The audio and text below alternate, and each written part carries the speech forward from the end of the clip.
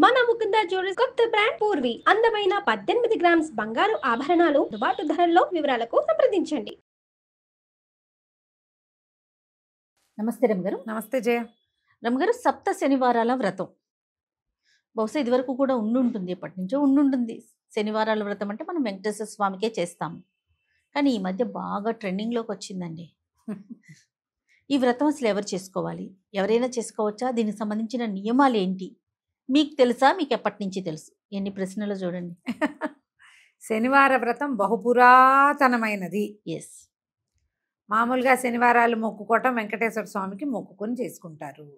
వివాహం కాకపోయినా, సంతానం కాకపోయినా, ఇల్లు దొరకపోయినా, అంటే ఇల్లు కట్టుకునేందుకు సరిపడా అవకాశాలు కుదరకపోయినా, పిల్లలు సెటిల్ అవ్వకపోయినా, చిత్తశాంతి మనశ్శాంతి లేకపోయినా, ఏవైనా తరచుగా ప్రమాదాలకి వాటికి లోనవుతున్నా, జాతకంలో ఫలానా శని దోషాలు అవి ఉన్నాయని చెప్పినా, ఈ అర్ధాష్టమ శని, ఏలినాటి శని లాంటి సమస్యలు సాడే సాతి అని చెప్తారు జాతకాల్లో. అలాంటి సమస్యలు ఉన్నవాళ్ళు ఎవరైనా శనివార వ్రతం చేసుకోవచ్చు. సప్త శనివారాలు అనేది ఇటీవల కాలంలో ఎందుకు ట్రెండ్ అయిందంటే, ఇది సోషల్ మీడియా వల్లే ట్రెండ్ అయింది. శనివార వ్రతం సాధారణంగా ఎవరైనా మొదలు పెడితే జన్మ శనివారాలు అంటారు. శనివారం మానరు. ఏవో కొన్ని శనివారాలే చేసి మానేసే విధానం పూర్వం ఉండేది కాదు. ఇప్పుడు ఏంటంటే సద్య ఫలితం ఇస్తుంది, వెంటనే ఇది చేయగానే ఫలితాన్ని ఇస్తుందని, మాకు ఇచ్చిందని ఇన్ఫ్లుయెన్సర్స్ కనుక బాగా చెప్పడం వల్ల ఇది బాగా ముందుకెళ్ళింది. మీరు 7 అయినా చేసుకోవచ్చు, 2 ఏళ్ళు 14 చేయొచ్చు, 7 ఏళ్ళు 49 చేయొచ్చు. మన ఓపిక మన శక్తిని బట్టి చేసుకోవచ్చు. ఈ శనివార వ్రతం అంటే శనివారానికి బేసిక్గా ఏమిటి, వెంకటేశ్వర స్వామిని పూజించుకోవటము. ఇదివరకు ఏం చేసేవాళ్ళంటే శనివారం నాడు తలంటి పోసుకుని పిండి దీపారాధన చేసి స్వామికి ఒక పొద్దు ఉండటం నియమం. ఆ రోజు తలస్నానం, నెత్తికి నూనె రాసుకుని స్నానం చేయటం, దీపారాధన చేసుకోవటం. వెంకటేశ్వర స్వామి దేవస్థానాలు ఏమైనా ఉంటే దగ్గరలో వెళ్ళి దేవస్థానానికి వెళ్ళి దర్శనం చేసుకోవటం. చేసుకుని ఆ పూట ఏంటంటే ఈ శనివారం నాడు నియమంగా పోట్లాడకుండా ఉండటం, నామాలు ఎక్కువ తలుచుకోవటము, వీలైతే ఏదైనా ఇంట్లో భజన పెట్టుకోవటము, ఎక్కడైనా భజన చేస్తుంటే అక్కడికి ఆ భజనకి వెళ్ళి రావటము, అక్కడ ఏదో కొబ్బరికాయలు ఏమైనా సమర్పించుకోవటము. వెంకటేశ్వర స్వామికి సంబంధించిన పూజకు అసలు ఏం చేసేవాళ్ళు ఇదివరకు, ఇన్ని పుస్తకాల ఇన్ని రకాల జయ ఏమీ లేదు. ఈ పిండి చలిమిడి చేసి పిండి దీపారాధన అంటే బియ్య పిండి కాదు, అది చలిమిడి చేసి చలిమిడితో దీపం పెట్టి దీపారాధన చేసుకుని పానకము వడపప్పు ఈ చలివిడి స్వామివారికి సమర్పించుకుని దండం పెట్టుకోవటం. పగల అన్నం తిని రాత్రిపూట ఉపవాసం ఉండేవాళ్ళు. శనివార వ్రతం అంటే బ్రహ్మచర్యము ఏకభుక్తము ఖచ్చితమైన నియమం. అందుకని ఇళ్లలో పెద్దవాళ్ళు చేసేవాళ్ళు సాధారణంగా. పూర్వం అలాగే కనపడేది. ఇప్పుడు ఏమైంది, క్రమంగా ఇళ్ళ అందరూ చేసుకోవటము, ప్రతి వాళ్ళు చేయటము. ఇన్ఫ్లుయెన్సర్స్ చెప్పారు కదా ఈ 7 శనివారాలు చేసాము అని. మామూలుగా మనకి పూజ అంటే మన ఇంట్లో ఒక దేవతార్చన, ఒక విధానం ఉంది, ఒక మండపం ఉంది, ఒక షెల్ఫో ఒక మందిరమో ఉంది, ఆడ వెంకటేశ్వర స్వామి ఉన్నారనుకో, అప్పుడు దీపం పెట్టుకోవటము పూజ. ఇప్పుడు ఏం చేశారు, దీనికి కలశాలు పెట్టడం, ప్రతి వారము కలశం పెట్టడము, కలశం లేనిదే పూజ లేదని, కలశం పెట్టాల్సిందేని, దీపాలేమో 7 దీపాలు పెట్టాలని, 9 పెట్టాలని, 16 పెట్టాలని, 100 రకాలు వచ్చేసరికల్లా ఏది కరెక్టో తెలియని ఒక డైలమాలో పడుతున్నారు. 7 శనివారాలు అని చెప్పారు కాబట్టి 7 దీపాలు పెట్టాలన్నది కూడా ఒకటి కనపడుతోంది. ఆ దీపానికి పసుపు రాయాలి, బొట్టెట్టాలి, కుంకం పెట్టాలి, వాటి నిండా పువ్వులు పోయాలి, అలంకరించి ఫోటోలు తీయాలి. ఈ గోల ఎక్కువైపోయింది. నేను ఈ గోలలు సమర్థించనమ్మా. పూజ ఫోటో తీయటానికి కాదు, ముఖ్యంగా చెప్తున్నాను నేను. నేను సప్త శనివార వ్రతం చేశాను అని నీకు పూజ అయిపోయాక, నీ పూజలు అయ్యి నీకు ఏదో నా ఫలిస్తే, నాకు ఇలా జరిగింది, నేను ఇది చేశాను అని నువ్వు చెప్పితే ఒక రకంగా ఉంటుంది. నువ్వు మొదలుపెట్టే వాటిని అన్ని వీడియోలు తీసి పెట్టుకుని ప్రతిరోజు పెట్టి తర్వాత నీకేదో ఫలితం వచ్చిందంటే నువ్వు దేనికోసం చేసావు? నువ్వు ఫలితం కోసం పూజ చేసుకుంటున్నావా, లేకపోతే ప్రదర్శన కోసం చేస్తున్నారా? మీరు ఫలించాలంటే పూజ మొట్టమొదట అమ్మ దయచేసి మరోలా భావించకండి, ప్రదర్శన మానేయండి, ప్రదర్శనకి వెళ్ళొద్దు, అసలు పూజ చేసుకోండి. పూజ, ఆ పూజకి వెంకటేశ్వర స్వామివి బోలెడన్ని స్తోత్రాలు ఉంటాయి. మీరు పూజ ఎన్ని పువ్వులు పెట్టారు, ఎంత దీపం పెట్టారు, ఎన్ని దీపాలు పెట్టారు, ఎంత అలంకరణ, అసలు అది ఇంపార్టెంట్ కాదు. అవునండి. మీరు ఎంత నియమాలను పాటించారు, ఎంత భక్తి ఎంత శ్రద్ధ. శ్రద్ధ, ఎంత భక్తి ప్రపత్తి మీకున్నాయి. మీరు వెంకటేశ్వరుని యందు ఎంత ఆస్థ నమ్మకం కలిగి ఉన్నారు. ఆయనని సంతోషపెట్టేలాగా ఆయనకి స్తోత్రం ఎంత చేశారు. స్తోత్రం చేయండి. దీనికి వెంకటేశ్వర సుప్రభాతం, ప్రపత్తి, స్తోత్రం, తర్వాత మంగళాశాసనం, వెంకటేశ్వర కరావలంబం, వెంకటేశ్వర వజ్రకవచం, గోవిందనామాలు, ఇలా 8 రకాల స్తోత్రాలు మనకు అందుబాటులో ఉన్నాయి. శనివారం నాడు శ్రద్ధగా చదువుకోండి. అవకాశం ఉండి మీ దగ్గర పురుష సూక్తం పుస్తకాలు ఉండి వాటితోటి అర్చన చేసేది వచ్చిందా, వచ్చింది. మీకు రాలేదా, రాలేదు, ఏం పర్వాలేదు. శనివారం పొద్దున్న తలంటి పోసుకోండి. ఒకవేళ మనకి స్వామివారి పటం ఏదైనా వెంకటేశ్వర స్వామి పటం ఉంటే మంచిది. లేకపోతే ఈ ఒక పళ్ళెంలో తిరునామని రాసుకోండి. తెల్లటి నామం మధ్యలో ఎర్రటి బొట్టు పెట్టి పాదం పెట్టుకుని అదే స్వామివారిగా దండం పెట్టుకోండి. పటాలు ఇప్పుడు దొరికేస్తున్నాయి కాబట్టి మనకు ఆ ఇబ్బంది లేదు. చిట్టి ప్రతిమలు ఉన్న వాళ్ళు ఉంటారు, ఒకటి ముఖమే ఉన్నది కూడా ఉంటుంది, అదైనా పెట్టుకోవచ్చు. శుభ్రంగా కడిగి పెట్టుకోండి. గంధం అంటించి తర్వాత దాని మీద కుంకుమ బొట్టు పెట్టుకోండి. దీపారాధన, మామూలు దీపారాధన చేసి, మామూలుగా మొదట దీపారాధన చేసేసి చలిమిడి చేయండి. బెల్లము, బియ్యపిండి, తర్వాత కాస్త నెయ్యి, కొద్దిగా ఒక్క పాల చుక్క వేస్తే మీకు ఏంటంటే అది చక్కగా ముద్ద అవుతుంది. రోట్లో వేసి దంచినా చలిమిడి ముద్ద చేసుకోవచ్చు. చేత్తోటే శక్తి కొద్దీ నలిపి, మా అమ్మ అయితే చేత్తోటే చేసేవారు. బాగా నలపాలి దాన్ని. వేడెక్కి బెల్లం కరిగి బియ్యపిండిని పట్టుకుంటుంది. మిక్సీలో కూడా వేసుకోవచ్చు. వెసులుబాటు. మీకు 7 దీపాలు పెట్టుకోవాలనే ఆసక్తిగా ఉంటే పెట్టుకోండమ్మా. కాకపోతే ఇందులో ఒక నియమం ఏంటంటే, ఈ దీపాలు పెట్టేమా మనం, ఈ దీపం కొండెక్కాక అది ప్రసాదంగా తీసుకోవాలి. దీని నిండా పువ్వులు పోసి, పసుపులు పెట్టి, బొట్లు పెట్టి, కుంకాలు పెడితే దాన్ని ఎట్లా ప్రసాదంగా స్వీకరిస్తాం మనం? కాబట్టి దీపానికి బొట్టు పెట్టాలన్న నియమం లేదు, అక్కర్లేదు. మీరు చలివిడితోటి గుండ్రంగా చేశారా, ఒక దాంట్లో ఇట్లా చెయ్యేసి నొక్కితే గుంట పడుతుంది. అవును. ఆవు నేతిలో ముంచిన బొత్తిని అందులో వేయాలి. ఈ దీపాన్ని ఒక పళ్ళెంలో పెడతారు కదా, ఆ పళ్ళెనికి పసుపు రాసి బొట్టు పెట్టుకోండి. పసుపు రాసి బొట్టు పెడితే సరిపోతుంది.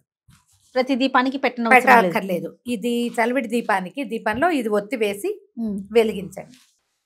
కొంత చలివిడి, వడపప్పు, పానకము, పాలు పెట్టదలుచుకుంటే పాలు, పళ్ళు, మీరు అన్నమో పాయసమో చేయదలుచుకుంటే మీ శక్తి. ఇవన్నీ చేయాలన్న నియమం కాదు. బేసిక్గా చేయవలసింది చలివిడి, వడపప్పు, పానకం చాలు. అరటిపళ్ళు, మన శక్తి ఒక కొబ్బరికాయ కొట్టటము పెట్టుకోవచ్చు. ఇవన్నీ పెట్టుకుని ఈ స్తోత్రం అంతా చదువుకున్న తర్వాత స్వామివారికి నివేదన చేసి దండం పెట్టుకుని ఆ దీపాన్ని కూడా స్వామికి సమర్పించుకుంటాం. అప్పుడు మంగళాశాసనం చదువుకుంటాం. మంగళాశాసనం అంటే హారతి. అదేలేండి. హారతి ఇచ్చి దండం పెట్టుకోండి. ప్రత్యేకమైన కథ ఏదన్నా ఉందా అమ్మగారు? సప్త శనివార వ్రతానికి కథలేం లేవు. ఒకవేళ మీకు ఏదైనా ఒక పుస్తకం దొరికి, ఇటీవల ఎవరో పెద్దవారు రాసింది ఒక పుస్తకం తిరుగుతోంది, వెంకటేశ్వర స్వామి గురించి చెప్పినవే ఏవైనా కథలు అయ్యి ఉంటాయి. పూర్వకాలం నుంచి వచ్చింది కాదు కదా. ఈ వ్రతం ఇటీవల డెవలప్ అయింది. ఇది వ్రతం అని పేరు రాసుకుంటున్నాం కానీ మనం నియమంతో చేసేది 7 వారాలు చేసుకోండి.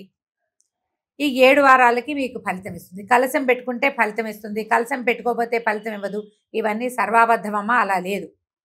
మీ శక్తి, మీ ఓపిక. మీరు పెట్టుకోగలిగితే కలశం పెట్టుకుని, కలశానికి ప్రత్యేక పూజా విధానం మీరు చేయగలిగితే చేసుకోండి. చేయలేకపోతే ఏం నష్టం లేదమ్మా, ఏం కాదు. మీకు కావాల్సిందల్లా శ్రద్ధ, భక్తి, ఆసక్తిను. వీటితోటి మీరు 7 శనివారాలు ఇట్లా చేసి మీరు దండం ఎట్లా పెట్టుకోవచ్చు. మామూలుగా మొక్కునేటప్పుడు ఈ 7 శనివారాలు ఇంట్లో పూజ చేసుకుని 7వ శనివారమో 8వ శనివారమో కొండకు వస్తామనో దేవాలయానికి వస్తామనో దండం పెట్టుకోవచ్చు. లేదా పక్కనే ఉన్న సమీపంలో ఎక్కడో దేవాలయం ఉంది, అక్కడికి వెళ్తాం. చిన్న తిరుపతి వెళ్ళొచ్చు, పెద్ద తిరుపతి వెళ్ళొచ్చు. మనకి ఇక్కడ హైదరాబాద్లో అయితే రత్నాలయం అని, ఇంకో ఆలయం అని, బోల్డని వెంకటేశ్వర స్వామి దేవస్థానాలు ఉన్నాయి. శ్రీనగర్ కాలనీలో వెంకటేశ్వర స్వామి ఉన్నాడు, ఎస్ఆర్ నగర్లో వెంకటేశ్వర స్వామి ఉన్నాడు. ఎక్కడ అవకాశం ఉంటే అక్కడ దర్శనం చేసుకోవచ్చు. వారం ప్రతి వారము మీరు దేవాలయానికి వెళ్ళగలిగితే మహత్తరంగా ఉంటుంది. ఇలా 7 శనివారాలు కనుక శ్రద్ధాభక్తులతోటి మీరు వేరే వ్యాపకం పెట్టుకోకుండా భగవంతుడి మీదే నమ్మకం పెట్టుకుని చేస్తే మీకు మంచి ఫలితం లభిస్తుంది. ఇందులో చూడు, ఒకటి దీపారాధన. మొదటిది మీ నియమం 7 వారాలు చేయాలని దీపారాధన.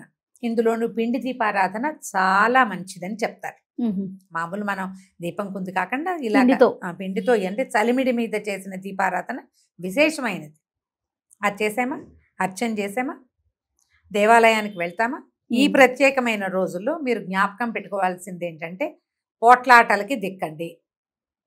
ఈ వ్రతానికి ఒక్క నియమం, అలా గోవిందనామాలు రోజంతా గోవిందా గోవిందా అనుకుంటుంటే మంచిది. మీ సమస్యలకి ఒక సమాధానము, ఒక సోలేజ్, ఒక ప్రశాంతత మనకు లభిస్తాయి. ఇలా చేసి చూడండి. మీరు అవేవో చేస్తాం, బ్రహ్మాండం పగలు తీసి భక్తిగా చేస్తాం, చేయండి. కానీ అదే చేయాలన్న ధోరణికి వెళ్ళొద్దు. వాళ్ళు ఎవరో చేసిందే చేయక్కర్లా, మీకు చేతొచ్చింది చేసిన వెంకటేశ్వర స్వామి ఎట్లాంటి వాడంటేనమ్మా కొంగు బంగారం కదా రమ్మగారు, మామూలు వాడు కాదు ఆయన.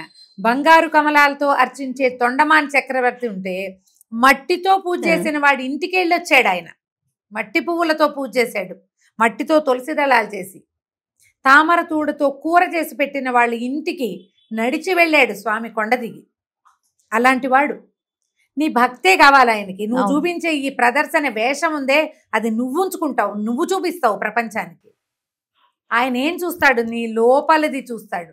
లోపల పెట్టుకోండి, ఈ ప్రదర్శనలు మానేయండి. హాయిగా ధైర్యంగా పూజించుకోండి స్వామిని. తప్పకుండా రమ్మగారు.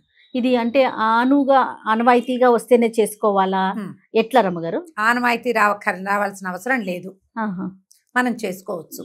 ఓకే, కొన్ని శనివారాలు అని పెట్టుకుని ఒక సంవత్సరం అంతా కూడా చేసుకోవచ్చు. అంటే వ్రతం అనగానే కొన్ని నియమాలు ఉంటాయి సాధారణంగా. ఇది వ్రతం అని పేరు చెప్తున్నారు కానీ ముందు కాలం నాటిది కాదు. అదేలేండి, శనివార నియమం ముందు కాలం నుంచి వచ్చింది.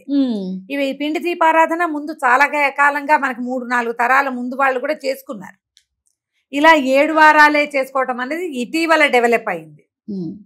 7 కొండలు కాబట్టి ఆ 7 ఆయనకి ప్రీతిపాత్రమని, 7 చేస్తే బాగుంటుందని పెద్దవారు ఎవరో మొదలు పెట్టుంటారు. అవును, అందరూ చేసుకుంటున్నారు. మీరు కూడా చేసుకోండి. నేను చెప్పే కదా, 2 ఏళ్ళు 14 చేయొచ్చు, 7 ఏళ్ళు 49 చేయొచ్చు. ఒక ఏడాది అంతా పెట్టుకోండి. ఒక శనివారం ఆడవాళ్ళకి ఏదైనా ఇబ్బంది వస్తుంది, కుదరదు, దండం పెట్టుకోండి, ఏం కాదు. వినాలి. ఇందులో కూడా 7 శనివారాలు పెట్టుకున్నాం. మన పీరియడ్ అటు ఇటు వచ్చి ఆ శనివారం రోజే వస్తుంది. మళ్ళీ మొదలు పెట్టాలా అని అడిగారమ్మా. 15 మంది అయినా అడిగారు జయ నన్ను. మేము 7 శనివారాలు వ్రతం చేసుకుంటున్నామమ్మా. 5వ వారం అయిన తర్వాత శనివారం నాడు అనుకోకుండా ఇబ్బంది వచ్చింది, అశౌచం వచ్చింది, మీకే జ్వరం వచ్చింది, పిల్లాడికి ఏదో అనారోగ్యం, హాస్పిటలైజ్ అయ్యారు, మానేశారు.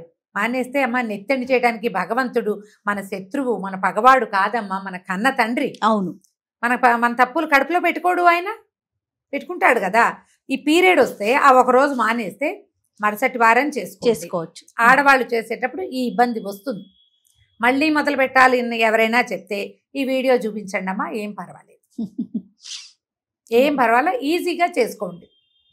ఏదైనా ఇప్పుడు వెంకటేశ్వర స్తోత్రాలు ఉన్నాయా, వీటిలలో నేను చెప్పిన లిస్టులో వెంకటేశ్వర వజ్ర కవచం చాలా చిన్నది, అది నేర్చుకోండి. రోజువారీ కూడా చేసుకోండి, అది ఎక్కువ సార్లు చేయండి, మంచి ఫలితం లభిస్తుంది. ముడుపు కట్టడం లాంటివి ఏమైనా చేస్తారా రమ్మగారు? దీనికి చేయరు, ఏం చేయరు. మీకు మీ ఇళ్లలో పద్ధతి ప్రకారం చేసుకుంటాం. 7 లేదా మొదటి వారం ముడుపు కట్టి 7 వారాలు అయ్యాక 8వ వారం మేము కొండకు వస్తామంటే ఇదివరకట్లాగా కొండకి సులువుగా వెళ్ళిపోయే మార్గాలు లేవు. ఇప్పుడు అవన్నీ టికెట్లు అవన్నీ ముందు ప్రిపేర్ అవ్వాలి కదా. అవునవును, అవకాశాన్ని బట్టి చేయండి. మీరు ముడుపు కట్టుకుంటే 8వ వారం దగ్గరున్న వెంకటేశ్వర స్వామి గుళ్ళో అప్పచెప్పేయాలి. ముడుపు కట్టకపోయినా పర్వాలేదు. ఓకే, చాలా డౌట్లన్నీ తీరిపోయినట్టు, ఆల్మోస్ట్ అన్ని అయిపోయినాయి రమ్మగారు. ఏదైనా ఉంటే ఇంకొక వీడియో చేస్తాను మళ్ళీ కూడా. అలాగే, నమస్తే. నమస్తే జయ.